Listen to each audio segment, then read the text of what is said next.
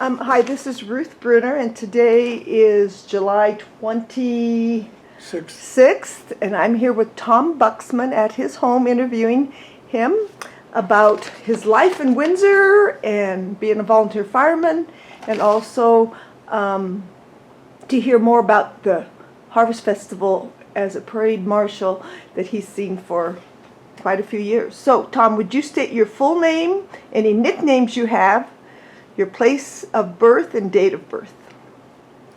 My given name is John Thomas Buxman. I go by Tom. I've had several nicknames.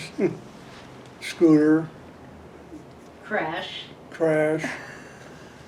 And I was born in Richmond, Virginia, 1943, December 15th. And your parents' name? My parents' name was Robert Buxman. My mother's name was Anna Marie Buxman. We moved here in Windsor when I was 3 years old and been here in the area ever since. Wow. So what changes have you seen in Windsor in those? Well, you didn't tell us your age. You just told us your date of birth. But, Oh, I'm a little over 78. okay, so 75 years. What changes have you seen? Well, a lot of changes, because when I grew up, Windsor was probably 1,200 people, and the end of town was 15th Street today, and high school.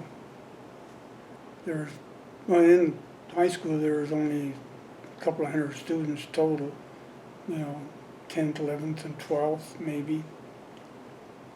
And a lot of people knew everybody, so if there was any mischievous stuff going on, everybody kind of knew maybe who they were involved. And we used to play a little bit of football, baseball out in the streets that were still dirt, and used to play a lot of ball in the back end of Park School there in the playground, and play some touch football over at the park. And most of the kids, around your age, were involved in sports because that's seemed to be the thing to do. So, yeah. So do you know why your parents chose to move to Windsor? But my dad actually was born in Johnstown, Colorado. Okay. So,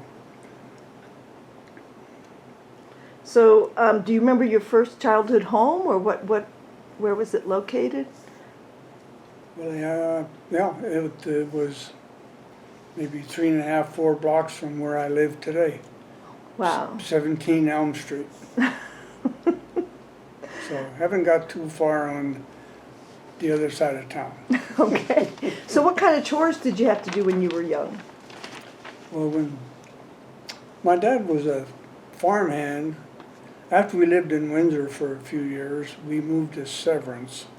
And my dad that was working when we first came to Windsor, there was a automotive shop in town called Benton Motors. Oh, where was that?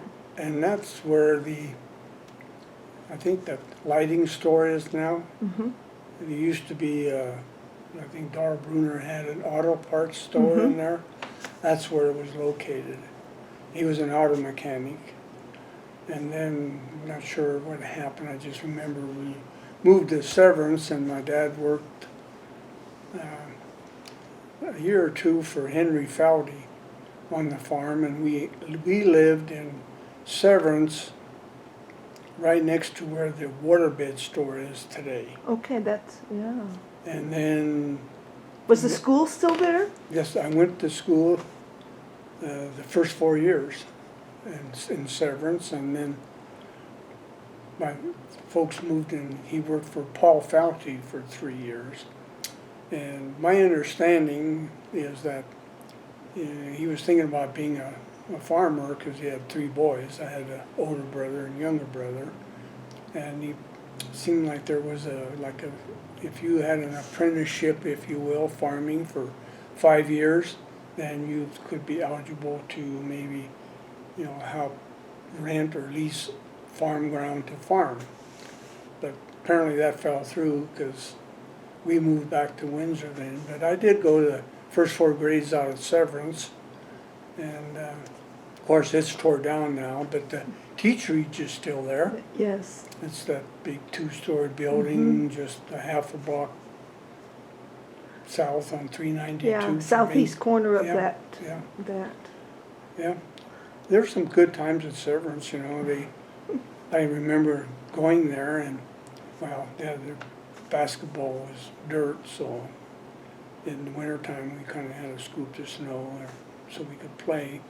But they would always bring in some kind of not a carnival, but somebody that would put on a skit or something. I remember one time we had a cowboy come in with his horse and roping, and he would twirl the rope around the horse and all that stuff when we were kids. I remember those were the big events in Servant School there. And that school only went to the 8th grade anyway. Yeah. And then if you lived, I think it was east of kind of Route 25, you went to Eaton, and the other ones came to Windsor. But we moved back, and I started Windsor School here in Park School in the 5th grade. Mm-hmm. And then in the 6th grade, it was overcrowded or something, because we were the first 6th grade class to go to junior high. Oh, okay. So What year? that was about 56, Okay. something like that. Yeah. Anyway, and then, so junior high at the time was 6th, 7th, 8th, and 9th grade.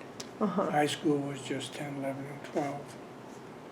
And Did you ever play any pranks or anything, or get in trouble? not me, no. No. Okay.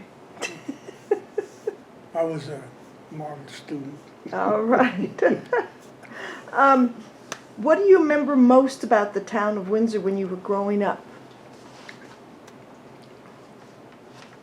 Mainly the people, really. They were, all the kids, they played together, and if there was things to do, they did things together, even if they weren't all in the same age group. Because I remember playing baseball over in Park School. Let's see, I was probably 10, and we were playing against kids that I remember, like Larry Wald and Keener. Jim Keener graduated in 1957, 8, and so he was probably 5 years older than I and stuff. But it seemed like the majority of the young kids were on the east side of town, if you will. Okay. Because Wald and Keener and Roy Betts and us and Ron Howard, we were all from 5th Street East, and there's a few kids, but I don't remember really playing with a lot of those kids because they just weren't into sports. I don't know. Yeah. Well, you're very athletic, I know, with your volunteer fire department races and all the things you did there. Oh, so, those are fun, yeah. what made you want to become part of the volunteer fire department?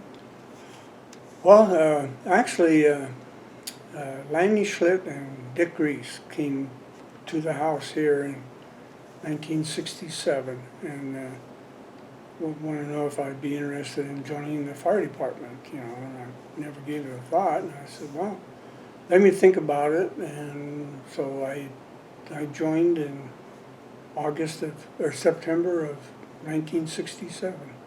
Okay, so for people who don't understand, how did the volunteer fire department work, and how did you know when there was an incident or a fire? Well, when I first joined, it was all volunteer, and I think we had a maximum of 40 members, but we stayed around that amount, 35 to 40.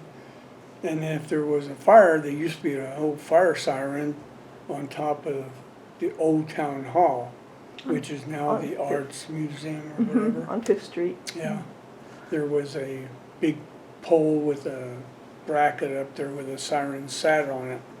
And that would go off whenever there was an incident. And then how to find out where you had to go to the incident was, they had a secret number, if you will, on the phone, and you'd get up, dial that number, or key punch it. And Or tell the operator. the there was 4 or 5 of those particular phones in town for the residents of Fireman, and they would just keep repeating it over and over, and then so that way, you know, it wasn't one time. If you missed it, you missed it. And then you know, of course, we tried to get to the fire station, but at least we knew where we were going to go, which is changes so much since nowadays, because they used to say, well, out on the Street Farm or out on the Bruner Farm, or, you know, somebody's residence, you know, it didn't give you an address practically. Just by the name of that. Because that was a small community that we have.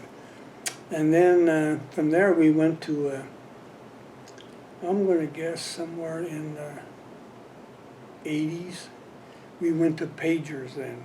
Okay. And everybody got a pager, and then it would go off, and then you could see what the address was and stuff like that. And then, but we were all volunteer up until, I think it was about the year 2000, Wow. maybe 96, 1996. We hired a fire marshal. And would he stay at the fire station, or who would be the first one at the fire station to get the truck ready and do Well, that? early on, Fred Wells lived at the fire station. Okay. You know, they had a room there for him, and he'd you know, turn on the lights and open the doors and stuff like that. And then I don't know, probably retired or passed away, and then after that, everybody had a key, and would, first one there would open the doors and get in the truck. And So what locations do you all remember the fire station being? well, I remember I wasn't part of it then, but the very first station was in the old town hall, which is the arts. Oh, where the double doors are, Yeah, facing Fifth Street. down the bottom. And then they rented out a room or something and kicked us out, I don't remember exactly. Then we went across the street where it was Ed Schlitt's tire shop, and now it's a tattoo thing or something. Yeah. We were there for several years until they built a station there on Main Street. And then that's when I joined. And that's on 8th and Main on the corner by Yeah. the middle school. Yeah, it's Pike's Auto. It's Pike's Auto now, yeah. And then in 2000, 2001, we built Station 1 on 107 North 7th Street. But that was because we started getting career firefighters.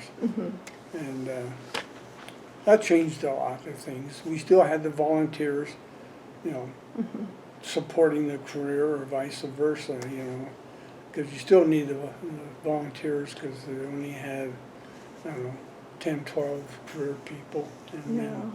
Well, the firemen always start the Harvest Harmony Parade, or Harvest Festival Parade, Right, I guess yeah. it is, Labor Day one. So, I understand you were the parade marshal for it's our 100th anniversary of it, so we got a long way back to go. Yeah. Oh yeah, I remember the harvest festivals from when I was a kid and stuff, but I actually was parade marshal, they called it then, that was in charge of putting the parade together. And that's when, the first time was when I was at Windsor JC Oh, okay. back then, and the Windsor JCs wanted to help the town however they could, and I don't know if it rotated through the various civic organizations or what, but I know the Windsor JCs volunteered, or else it was their turn and I was one of the officers in the Windsor JCs, and somehow I got railroaded into being the parade marshal for the Windsor JCs. And I remember my wife and I and her mother a couple of times, we went to various parades in the area. We went to Estes Park, we went to Johnstown, we went over to Eaton, I remember.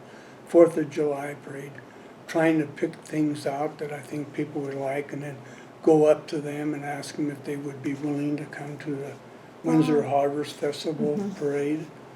And I know we only had the Windsor High School band was in the parade. And I remember going to the civic committee and asking them, because they would pay at that time to bring your band $25.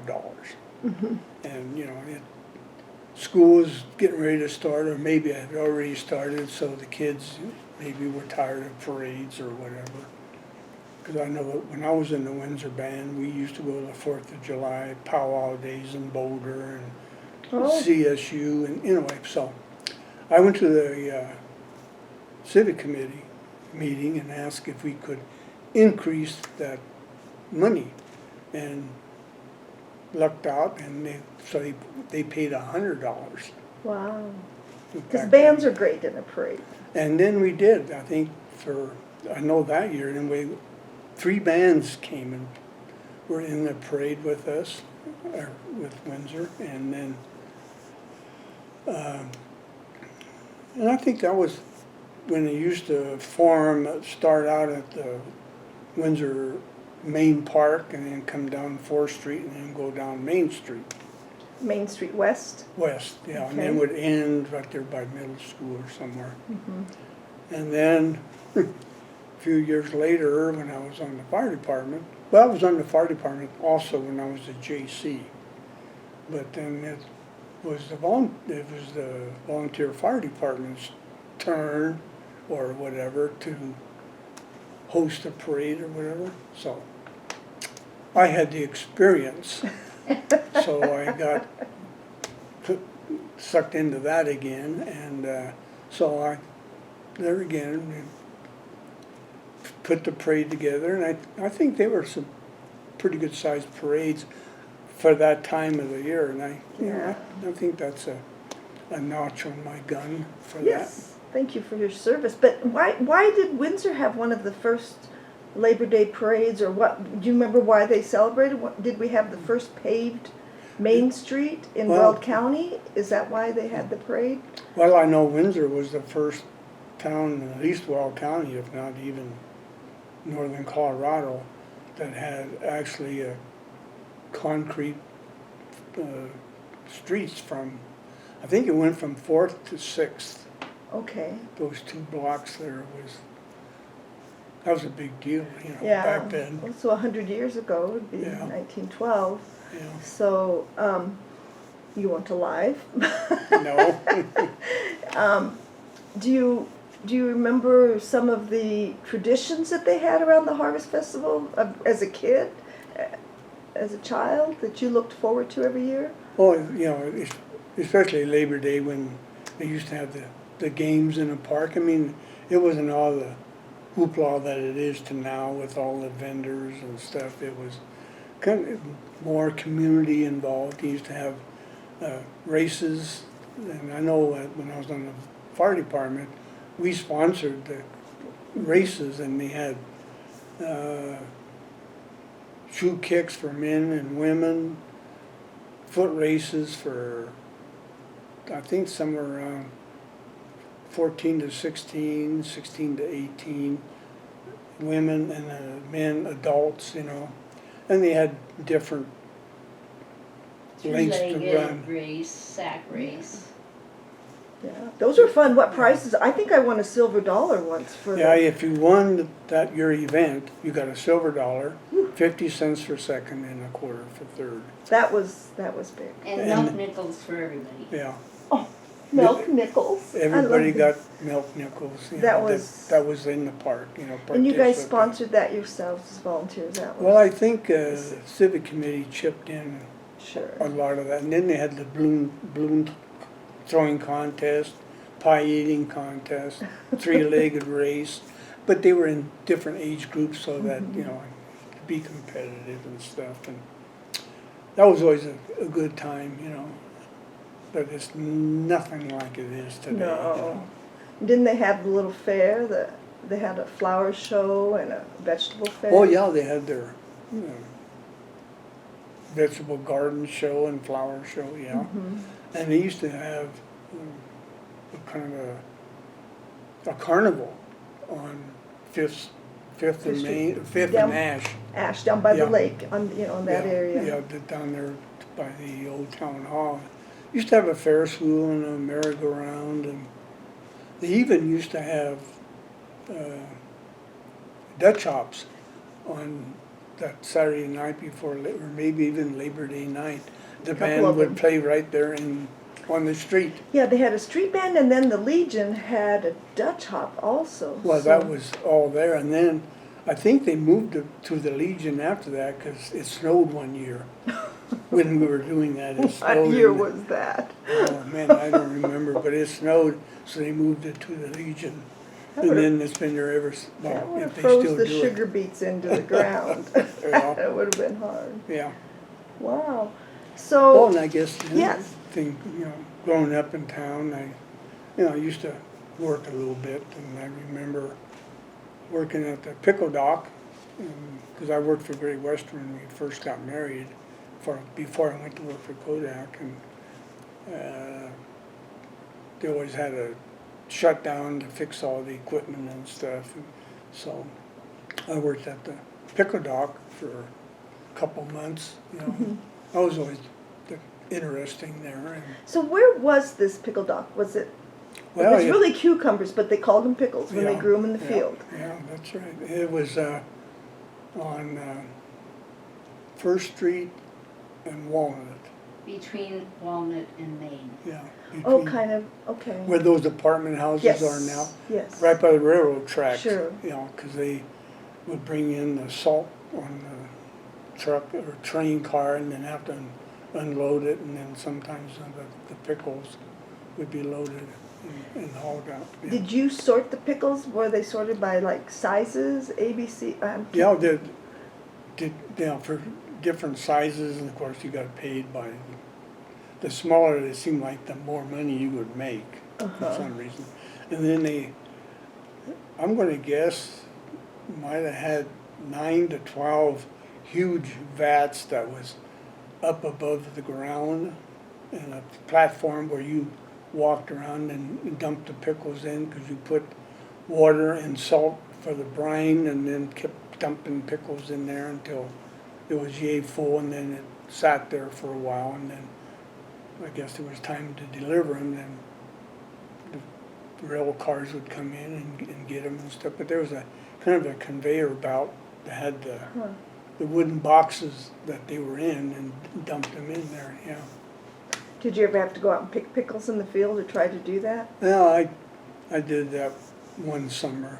It's hard work. Not for the whole summer, I think maybe just a couple of pickings, because it is hard work. You bend over the whole time dragging a sack.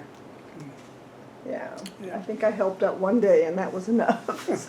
Yeah. So that's interesting about your work. Is there any other change? So you worked at the sugar beet factory. What did that entail? Well, I worked at the sugar factory.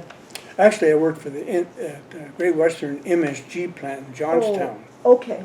which is no longer there, but that's where they made the monosodium glutamate, or accent they call it. And I worked there for 8 years before Kodak came, and then I applied for Kodak and got a job there. But I always had, because when you work for Great Western, you work shift work, so I always had a couple of jobs. I worked for Ed Schlitt's tire shop for, I want to say 6-8 months, when he had his kidney removed. He had a kidney issue, and Lanny was going to school, so I didn't do any selling, I did a lot of the fixing of tires, which was interesting. I worked at a filling station sometimes in the evening or during the day when my wife's uncle, Ray Weinmeister, he had the Frontier Station, which is now that bridal shower. Okay, yeah, on And, 6th in Maine. And he also delivered gas to the farmers, so when he was out delivering, I'd run the filling station for him, so. So what do you attribute your work ethic to? Trying to make a living for the family, I guess. Yeah. And I played a lot of softball in the evenings then too. I loved playing fast-pitch softball. Yeah. In fact, in 1960, I want to say 63, that summer, a bunch of us, young guys that played a lot of ball growing up, we thought we ought to get into that. So I remember Mal Jacoby and Don Masca, Larry Urbis, Ron Held, myself, Randy Knob, a bunch of us formed this fast-pitch softball team, and I played that till probably the mid 70s, late 70s. So I played it for 15 years. And Was that at the cemetery field, the one Yes. they took down the lights, but didn't they used to like sell the parking places for the year Yeah. along the field? Years ago, Windsor was a kind of, I'm not saying a hot spot, but they had really good softball teams, and yeah, they used to have sell where you parked your car around the fence there at the cemetery ballpark, and that was kind of before my time. But then for some reason it died out. I don't know why, but then we thought it'd be a lot of fun, so we started it up again, and we had some pretty good teams. We really did. I know we went to Lamar one year for the state tournament, and we wound up in second place. Colorado Stone out of Longmont got first, and if you finished first, then you got to go to the nationals. Wow. And then over in Fort Collins one year, we came in second there to Boxer and Son softball team out of Sterling, and they had a Gentry brothers. There were 4 of them that played on that team, and they had a good team, but so did we. So are you going to be part of the Harvest Festival Old Timers baseball game this year? They always have that. Well, they You used dress to, up? That's the other thing too. That old softball team we used to have. We started that old timers game You where did. Okay. we pitched fast pitch to them, and they pitched slow pitch to us because they didn't have any fast pitchers, you know. And that was always a good time. Yeah. Well, it sounds like you worked hard, played hard, and have had a good life, and many Yes. more years to you, Tom and Sue. Yeah. All right. Thank you Okay. for your time. You bet.